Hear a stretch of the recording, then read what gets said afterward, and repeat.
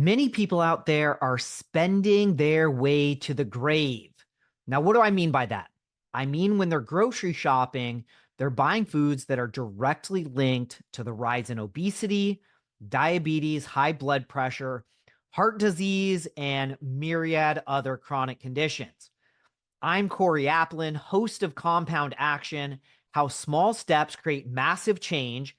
And today I'd like to explore whether the real problem is food addiction or overconsumption, or if the real problem is a shopping problem. Is eating sugar the addiction, or is buying the sugary foods the addiction? You can't eat what you haven't bought. For example, I don't think about cake ever. It's not that I don't enjoy cake, I do, but I just never think about it unless it's in the house. Say we've had like a birthday party or a special occasion. Like if I wake up the next day and see cake in the fridge, I might think, that looks like it'd be really good for breakfast. So, how insane is that? I don't have a sugar eating problem. And even for me, if it's available, I'm likely to eat it. So, I can't imagine what the millions of folks out there that have a sugar addiction or a carb addiction, they're addicted to eating the ultra processed foods. I just can't imagine what they're experiencing.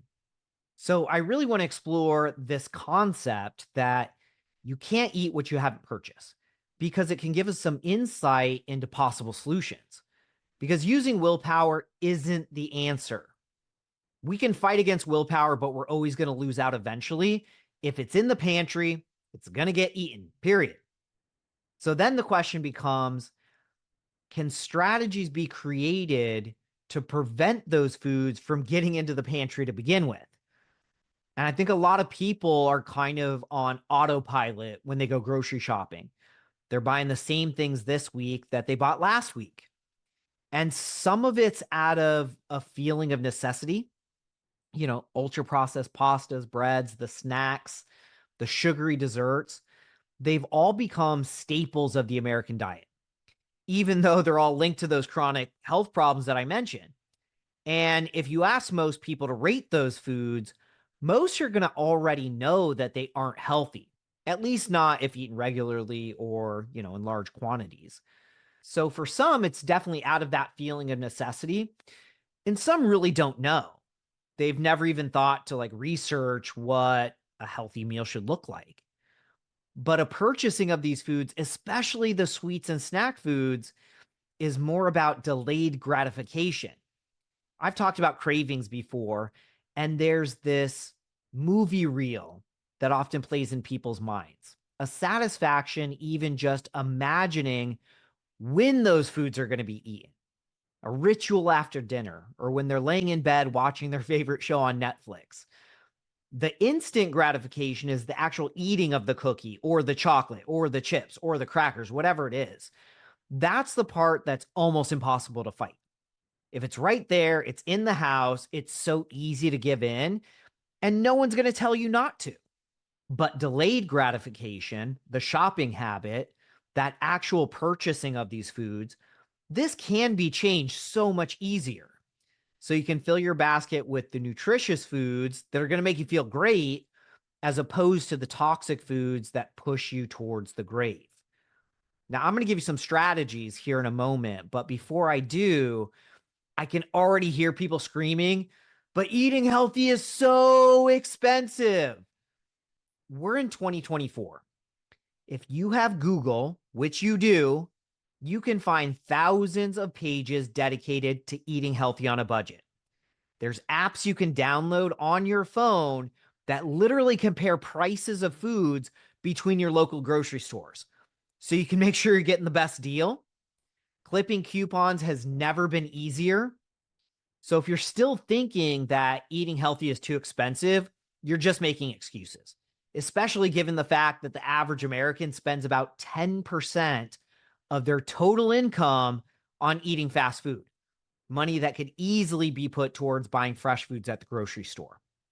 Since we already know that changing our spending habits is going to be easier than changing our eating habits, here's my top tips for making sure that the right foods make it into your grocery basket. And most of these things can even be done on a budget. Tip number 1, make a grocery list and stick to your grocery list. Plan your meals and avoid the impulse buys. Tip number 2, don't shop when you're hungry. Eating before shopping often prevents the buying of unnecessary items because if you're hungry, your eyes are going to be bigger than your stomach is, and you're much more likely to buy those unhealthy snacks. Tip number 3, shop the perimeter of the store first. Now, the perimeter, this is the outside edge of the grocery store. This is where all of the real food lives. Grocery stores always keep the ultra processed, the packaged foods, the snacks, the sugary sweets, all those types of things are on the interior portion of the store. You know, when you're just browsing up and down those aisles, in most cases, those are going to be the least healthy food items. So make sure you're shopping the perimeter. That's where you're going to be getting your fruits, your vegetables, your healthy meats, your cheeses, all those types of things. My next tip is to buy whole foods. They're higher in fiber, they're higher in nutrient density. They keep you feeling full longer, so you eat less food. It can fight things like obesity, cholesterol, high blood sugar levels, blood pressure problems, all those types of things. And so in that same vein, avoid the highly processed foods. The processed foods are low in nutrients, which makes us eat more of them. You always hear that term, what was it, for Pringles? Once you pop, you can't stop. That's actually true.